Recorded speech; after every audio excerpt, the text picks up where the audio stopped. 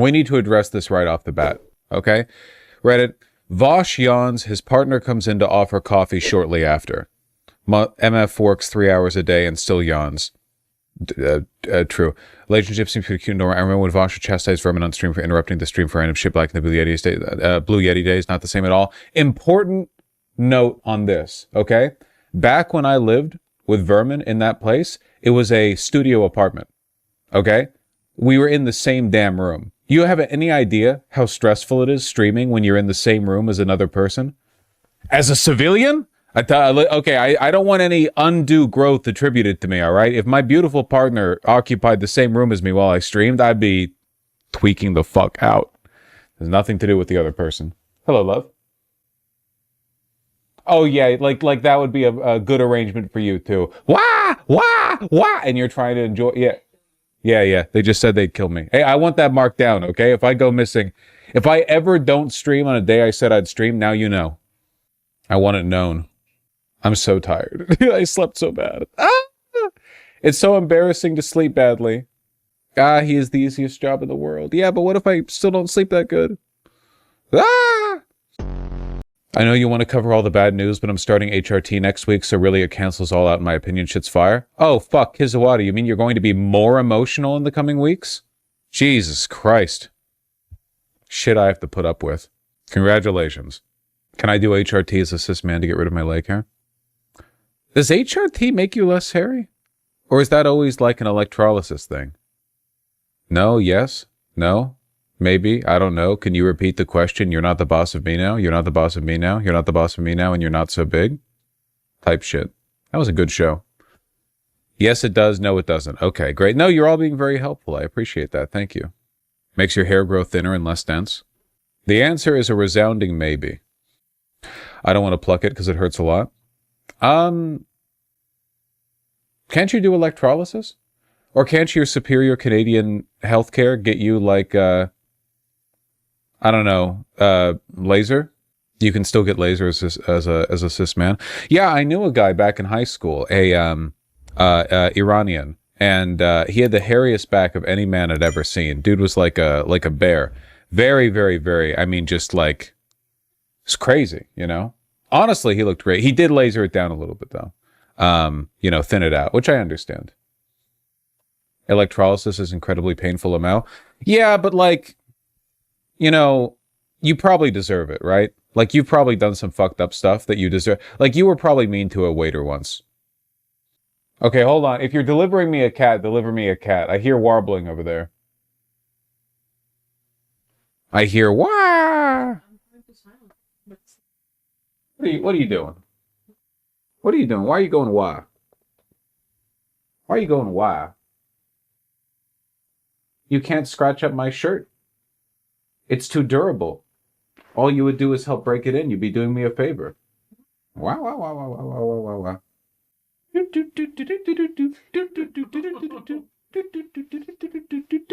So good.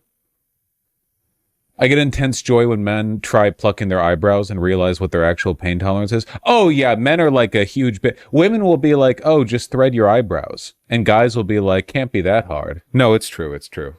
Average a female beautification procedure. You grab the toenail with the pliers and you twist.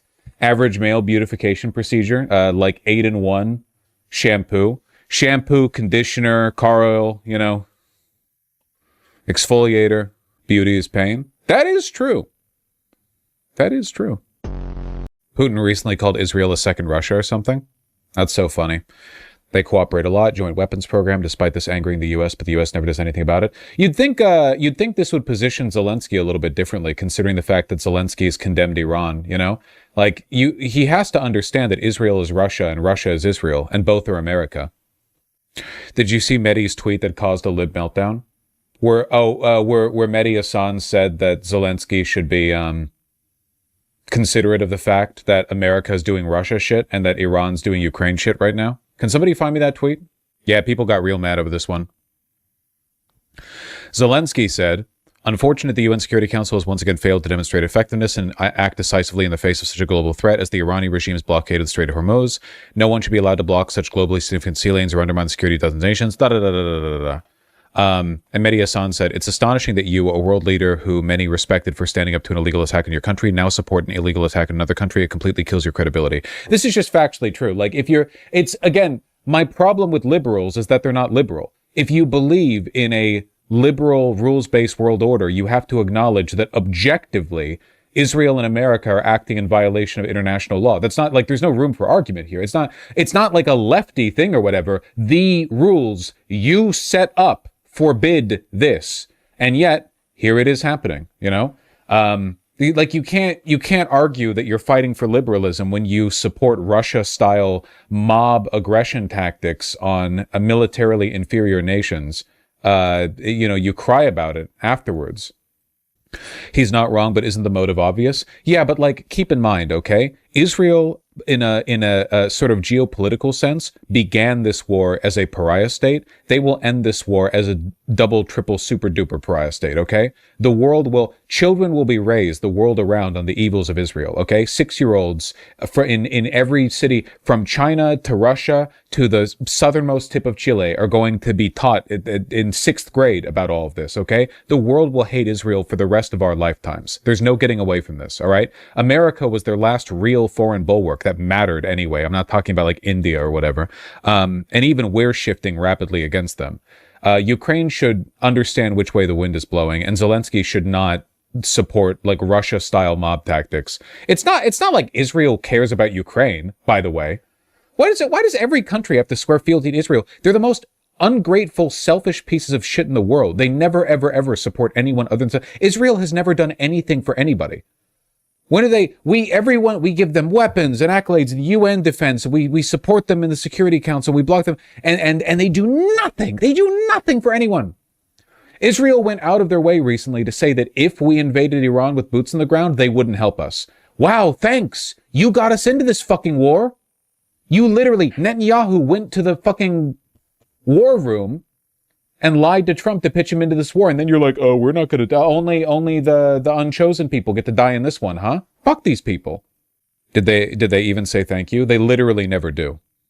Anyway, yeah, people are mad. Damn, 2 fucking context notes?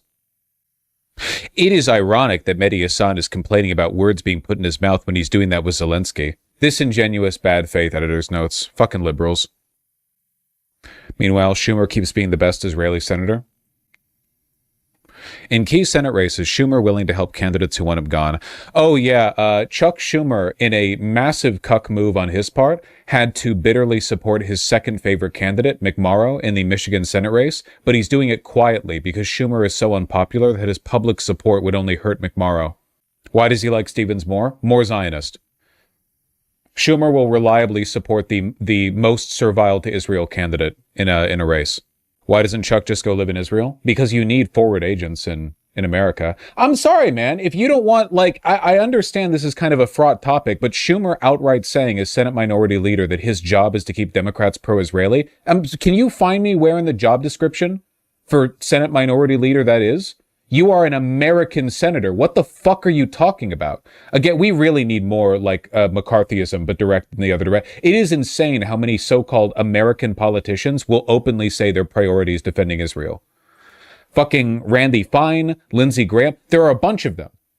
Schumer says fight for aid to Israel is key role as Trump admin approves $7 billion arms sale. Yeah. From 2 months ago, but yeah, still. Fetterman, yeah. There's a lot of fucking disingenuous people are going to be like, you're doing dual loyalty tropes, as if A, most of the people who are openly servile to Israel aren't evangelical Christians. B, I've never invoked that trope for Jewish people, only for American politicians who openly say their priority is helping Israel. I don't know, like, I feel it's not really a trope if they're just openly saying, yes, I have dual loyalties to the state of Israel and America as an American politician. That's not like, I don't know what you're meant to say there. Fetterman isn't Jewish, is he? No. Again, the majority of American Zionists are evangelical Christians. Well, I mean, Fetterman's not an evangelical Christian. He's just fucking crazy. But people like, Lindsey Graham. What is Israel's endgame? End of the world. 1 second. My nose is getting tickled by a mustache hair. This is a real problem for people with facial hair, okay? So just give me, I'm just going to do a little trim, okay? Going to take 2 seconds. It's crazy. Every once in a while, one of them wants to curl up. I don't know. Every once in a while, you've got a mustache hair and it's like, do it. Fucking itches. It's like a phantom itch. It's just part of having a beard, you know. It's part of having a beard. Life is suffering, yeah. The glossy mailers have already begun. This was the first one I've received. We might want to let the Collins people know that, well, I'm new to this politics game. They might want to take me off their mailing list. This is what they spend money on. This actually isn't even Collins' campaign. This is a super PAC that's spending money in support of her. You know, in 2020, that kind of spending went into the hundreds of millions of dollars for nonsense like this. You can't even burn this in your wood stove. It's just this pathetic, glossy mailing garbage. This is what our opponents think politics is. They think that the best way to get their message out is not to go talk to Mainers. It's not to go out and be accessible to people. It's to blow millions of dollars on things like this that just fill up our mailboxes that none of us actually read. We are not doing that. I am going all over this state and talking to people directly. I make myself accessible to the people of Maine because that's how I think you can best represent the people of Maine. I think that we need to be spending money on opening offices, paying people how to organize in their own communities, training people that power comes. Fit check. I think he looks really good. This is like just a very standard outfit. I don't even know if there's much conscious aesthetic, deliberation being put into it, I guess. There's nothing wrong with it. I mean, it's functional. From the ground up. Our opponents, that's not what they think politics is. They think it's this stuff. Just a theater that costs millions of dollars. That is not the kind of politics we're engaged in, and that's why we're going to win in November. Perfect Chud whisperer. Non-evangelical Chuds are going to shift over massively over the Democrats' obsession with worshiping Israel. Must be cold, dude. Got 2 fleeces on? Well, it's spring in Maine, so probably, yeah. Holy cow, what are we talking about here? I mean, look at these shifts. Okay, and I want to put this into a historical perspective for you. Dems, liberal, exceeding the previous presidential vote. So in 2025, 2026 cycle, we're talking about exceeding Kamala Harris. Look at this. We're talking about exceeding Kamala Harris, the liberal candidate did, by 21 points. 21 points. And this is part of a pattern, right? In Virginia governor, we saw the Democrat there exceeding Kamala Harris by 10. New Jersey governor by 8. And this is even better than what Democrats had back in the 2017, 2018 cycles, where they were exceeding Hillary Clinton's baseline, but by 12, 4, and less than a point. So this time around, oh my goodness gracious, holy cow, holy smokes, holy Toledo. And of course, remember, Democrats took the House in 2018. And I will note that Wisconsin Supreme Court performance last night by Chris Taylor was the best for a liberal candidate in an open seat and at least 30 years. So this was the race that we saw last night in Wisconsin, a Wisconsin Supreme Court seat, a 9-point swing there. What about Georgia in perspective? That was a special election for Marjorie Taylor Greene's House seat. Put that in perspective. Yeah, you think a 21-point overperformance versus the Kamala Harris baseline is impressive. That ain't got nothing on what happened in Georgia. Look at this. Okay, again, putting this in perspective, 2025, 2026 U.S. House special elections. How much did the Democrats outrun Kamala Harris's baseline from 2024? Look at this. In Georgia, 25 percentage points. My goodness gracious. That beat all the other Dem overperformances, and they've overperformed in all of them. So we're even getting higher than the highest of heights. We're talking 13 in Tennessee, 7, 17 in Arizona, 7, 17 in Virginia, 11, 16 in Florida, 6, 23 in Florida, 1, and all of a sudden we're talking 25 points. The biggest Dem overperformance in a special congressional election since 2017 when Doug Jones. Jesus Christ. Won that Alabama special Senate election. Yeah, and I got to say, some of the county data in Georgia and Wisconsin that we saw overnight, even better for Democrats in some key places they're looking for here. Harry, we've talked about this before. I don't like to recycle old things, as you know. I like new, but this is super important. What do special elections, what do they tell us about outcomes in midterms? Yeah, I've used this slide before, but I'm going to recycle it because I'm going to give it extra special energy this morning to make it brand new for you. We can see that. Brand new slide. Okay, special elections and midterm results. When a party outperforms in special elections, why are we looking at it? It's because 5 out of 5 times since the 2005, 2006 cycle, that party went on to win the U.S. House of Representatives. And Mr. Berman, I will note the Kalshi prediction markets really are taking these results and saying, oh my goodness gracious, because look at this. Chance Democrats win in 2026, both the House and Senate. On January 1, it was 29%, up like a rocket now, 51% that Democrats don't just win the House, but win the Senate as well. Yeah, that's the both thing right there. Having a more than 50% chance to include the Senate also would be big for Democrats. Harry, and yay, then Chuck Schumer gets to be the fucking majority Senate leader. Yippee! 2028 coverage going to be awful. Media will be ruined with prediction market bullshit. Life will be, all of life will be terrible. I mean, Jesus Christ, even right now, every day we have to suffer like breathless updates 24/7 on bullshit that doesn't matter because it's just a presidential rug pull. Ay. Latino voters in Wisconsin. They have Latinos up there? They can handle the cold? 56-point swing in one Lincoln Village precinct. Whew! Taylor's getting 91% compared to Harris's 64. Whew! Woo, dilly. Those are Assad numbers.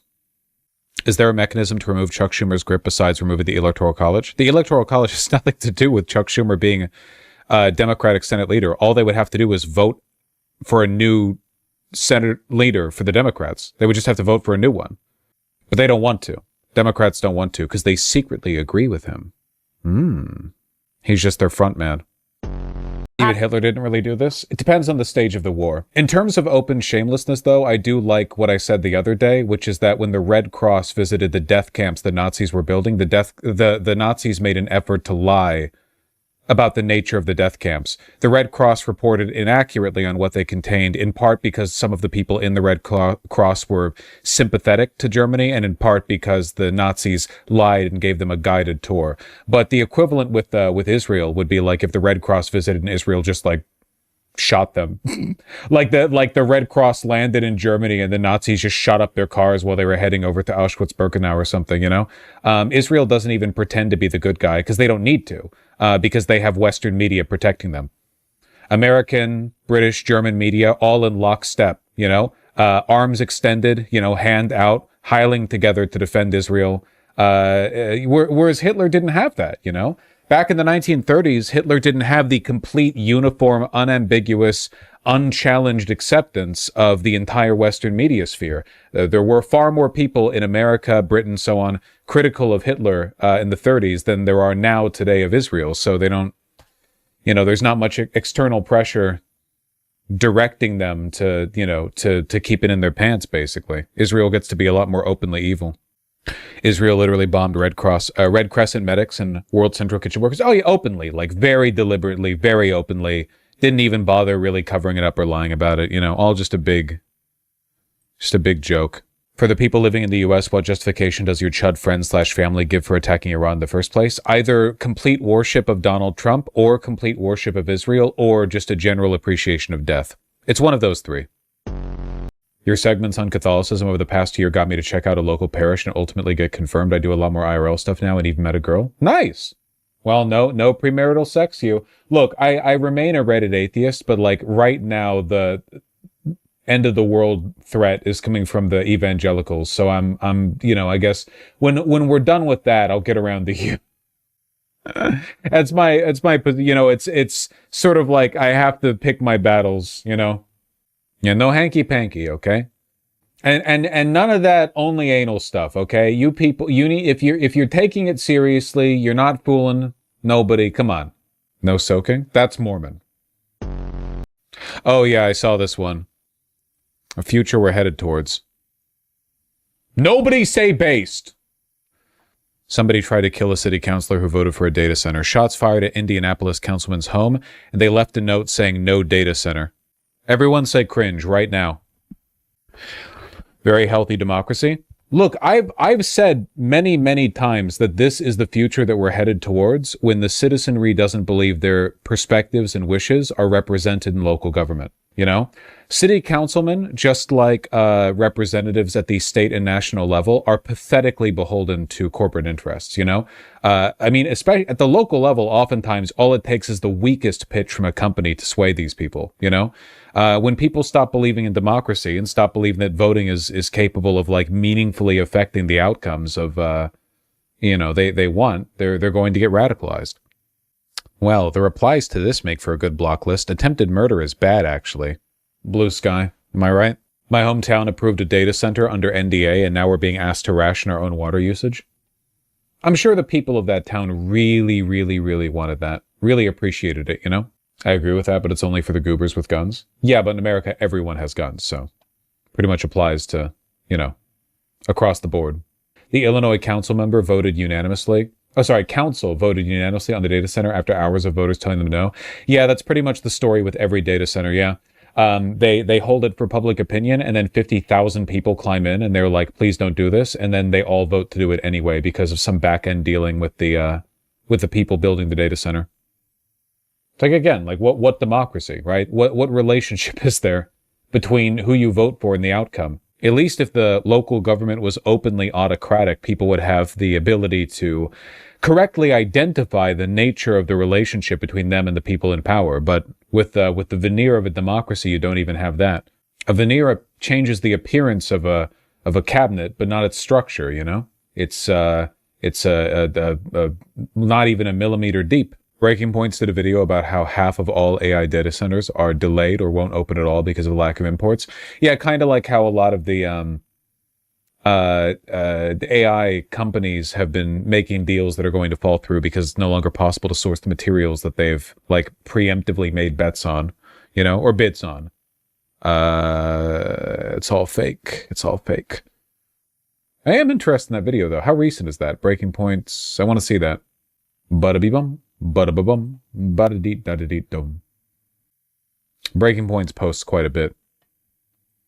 Very popular. Not surprising, Breaking Points is like the easiest off-ramp for conservatives to get off the Trump train, you know?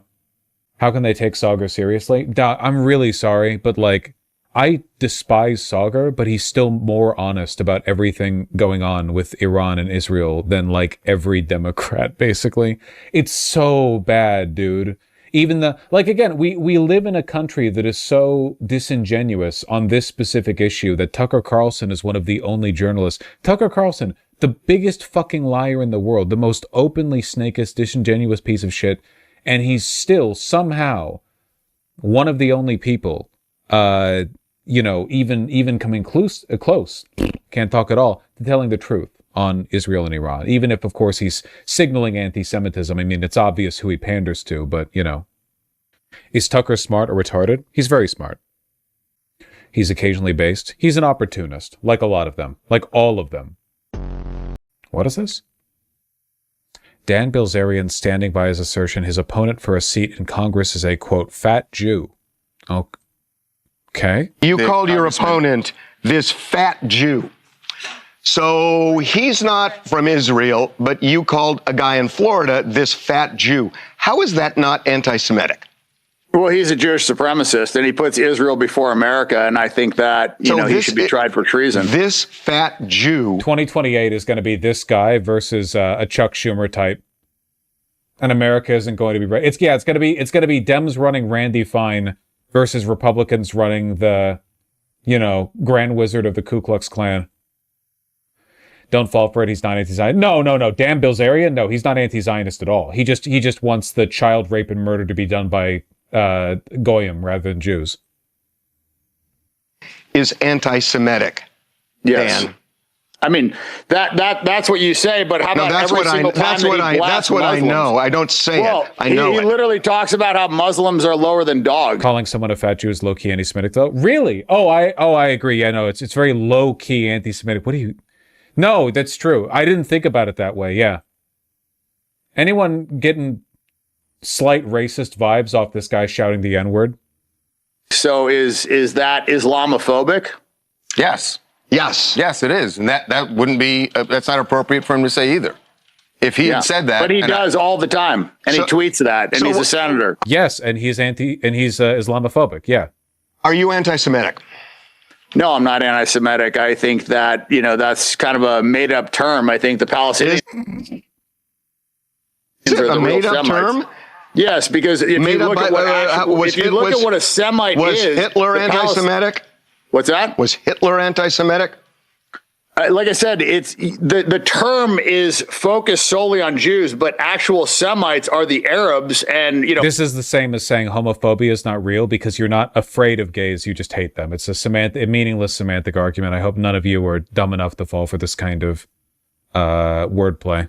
Palestinians are Semites as well, and they actually have more, DNA lineage to that region than any of the Eastern European Ashkenazi Jews that have taken it from them. So, I kind of have issue with that term and how it's been hijacked to only talk about Jews. So if you want to call it anti-Jewish, then you can call it anti-Jewish. Well, I'm not going to call this anti-Jewish. When you say that this fat Jew, you could take another race and you could use another epithet, but you're anti-Semitic then. I'm not. I have Jewish friends. Oh, some of your best friends are Jewish? Paint all Jews with one brush, but he paints all Muslims with one brush, and it's accepted. And for some reason in this country, it is okay to just blast Muslims, bash them. You look at what Bill Maher said about Muslims. I mean, it's this double standard, and I don't like the double standard. And there absolutely is a double standard. I completely agree. I don't know if you're really solving that by calling Randy Fine a fat Jew, I look at him as a Jew. I don't know if that necessarily fixes the problem. What was that, Dan? Standard, and I look at him as a Jewish supremacist. He believes that. Well, that is true. Jews are better than other people, and he puts Israel before America. And so if you've got a black friend that you don't like, do you use the N-word on him? No, I don't. Then what's the difference when you use the word fat Jew for a Jew you don't like? Well, is Jew the same as? Because that is not that's not, one is a slur, right? And one is describing a religion. So you can't compare the two. Really? There's a way. How can you compare those two? There's a way you say it, Dan, that the intent is the same. It's not the same at all. Here. So one is a slur, one is a racial slur that I don't use, and the other one is describing ethnicity. You just used it. Well, are we adults? Can we talk about a word? Oh my God. So was a word so offensive that it just, you can't say it. We have to say the answer to that is yes. So I want to ask a question. People are too sensitive. That's funny. From 46 minutes ago, there will be no more apologies. Jewish cancel culture is dead. We are done with it. It's so cool that the Democrats and every Jewish civil rights org in the country has united to decide that no criticism of Zionism from the left is allowed, thereby guaranteeing that these people get really loud voices. Like, if the Dems weren't so militarily opposed to people like Hasan, people like this wouldn't be able to coast off of being the only guys willing to criticize Israel. It's like Candace Owens, Tucker Carlson, they both benefited enormously from the widespread perception that the Democrats and Republicans are equally cucked to Israel, which is true. At least they're more or less equally cucked to Israel. Whereas if the Democrats actually acted like liberals and allowed for a widespread anti-Zionist sentiment in their party, this wouldn't be as much of an issue. Blizerian such a cuck? Oh, he's a massive cuck, like all Nazis. It's a cuck ideology, but, Thank you, Democrats. It's like all the older Zionist Jews telling the younger Jews, good luck. I'm 82 years old. I'm going to be dead soon. I just want to see one more Arab village burning before I die. Good luck. Oh, yeah. You're going to have to deal with the anti-Semitic backlash to all the stuff I'm saying? Well, sucks to be you. Good night, y'all. Do you want him or Fine to win the Republican primary for that district? I mean, they're both Nazis, so I don't know. I guess it's like, do I want a Jewish Nazi or a non-Jewish Nazi to win? I don't know. Flip the coin. The guy with the beard is not a Nazi. Dan you called your opponent. Unless I'm mixing people up. I'm pretty sure he is. No, he's 100%. Yeah, okay, yeah, I don't think I'm mixing him up. Yeah, I'm pretty sure that's the guy I'm thinking of, yeah. Like, there will be no more apologies. Jewish cancel culture is dead. Mm-hmm. Yeah. Yeah. What ethnic root does the name Blizerian come from? Probably not an Aryan one. Just taking a guess at that. More students can't engage in basic classroom activities because of their dependence on AI. Ew. Grim. College students losing ability to participate in class discussions because they offloaded their thinking to AI. Everyone now kind of sounds the same. Is it bad that I don't feel bad for them? They're not the victims here. I am. I have to deal with them. One student at Yale, identified as Amanda, told CNN the monotonous prose of ChatGPT is even seeping into Ivy League seminars. As the student and her classmates have observed, in-class conversations among peers are becoming increasingly flat and predictable. We were talking about this earlier. A symptom of students leaning on AI to think through discussions for them. During one memorable awkward silence in class, Amanda told CNN she saw, quote, someone typing ferociously on their laptop, asking AI the question my professor just asked about the reading. Everyone now just kind of sounds the same, the Yale student said. I feel like this seems like it's just one anecdote from one person, but it does agree with my priors, so I'm willing to take it seriously. It's true, it's very flat in the tone of the writing. Yep. A particularly grim finding, minority and low-income students have become the most likely to turn to AI solutions. Per the Pew study, 20% of kids in a household making less than $30,000 a year reported doing all or most of their homework with AI's help. Compare that to the 7% of kids whose households bring in over $75,000, and the contrast is stark. Black and Hispanic teens are also 12% more likely than their white counterparts to do all or most of their schoolwork with AI chatbots. Yeah, this is how it was always intended to be, man. You know, they push AI to the proles, and most people are intellectually depreciated to the point where they'd be lucky to live out the rest of their lives in an Amazon warehouse, and the privileged get to keep their brains. Yeah, you get a permanent underclass sold to people as being for their benefit. The JJK mangaka is friends with a pedo. I saw about this, but I don't know how much it means. Akutami Gigi was out on a drinks party which included Kenya Suzuki, a mangaka convicted for possession of child pornography. The tweet from mangaka Manabu Yashiro, where he showed that he got a signed artboard from Gigi, Kenya Suzuki, and others from that drinks party is now deleted. Does that mean, I don't know if that necessarily means Gigi was aware of, all it means is they went to a party together, you know, did he know? It was just I genuinely don't know. I don't actually know. People have said, they've been accusatory, but if the only thing was oh, well, they attended a party together, I don't know, Epstein defense? Well, no, because Epstein was known for decades as a child sex trafficker, and also he had an island everyone knew about. I don't know. I don't know the degree of culpability here. So was there a degree of culpability? I don't know. This is a common problem in the industry. Well, yeah, my understanding is 1/3 of Japanese mangaka are pedophiles, so it's probably it's a little bit uncharitable, but you know, they've got problems over there for sure. A lot of mangaka from Shonen Jump are still somewhat supportive of Watsuki, the Rurouni Kenshin guy. Yeah, I know. Yeah. Didn't the mangaka for Frieren recently pull her work from a distribution studio because they were still hosting content from a person who made a pseudonymous profile to get around the fact that they were known to be a pedophile or something like that? If I remember correctly. That was good of her. They were a convicted rapist? Gotcha. Mongo 1? I think that might be it, yeah. Oh, good for her. Oh, some male loneliness stuff. That's good. I love discourse like this, man. Had a bad date with this girl, but at the end of the day, we're all human beings out here trying. We should all be more kind and accepting one another. I'm home. I'm sorry I was a little awkward. Lamau, I just take a little bit to open up. Hope you had fun.